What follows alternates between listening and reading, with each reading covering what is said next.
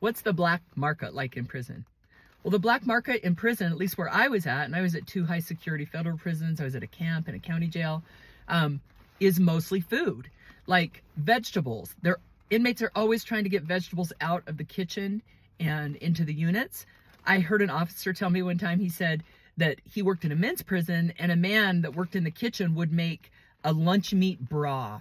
That's how he would sneak it out. He said one time I searched him and he had a meat, like a whole meat suit on underneath his clothes. Now, I am not going to want to eat that meat when it comes back to the unit. But yeah, people are always trying to get food out of the kitchen.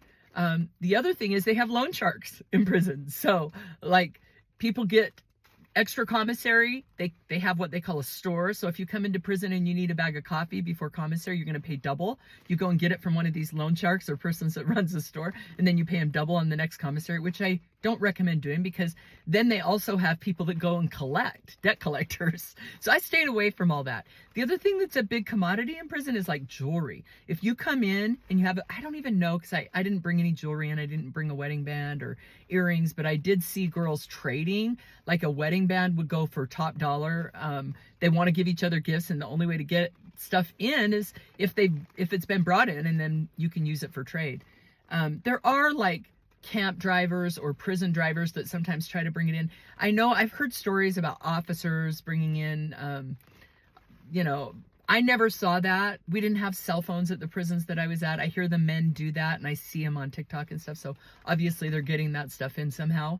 I also didn't ever see drugs. I did see cigarettes, but I never saw drugs. I'm sure, I've heard that some of the prisons I was at, there's a drug problem now, but I didn't see it. So, and I spent close to 5 years in prison, and that's what I thought the black market was mostly consisted of: some jewelry, watches, and if you had some like special clothes that you were trying to sell that nobody else had, but mostly it was food.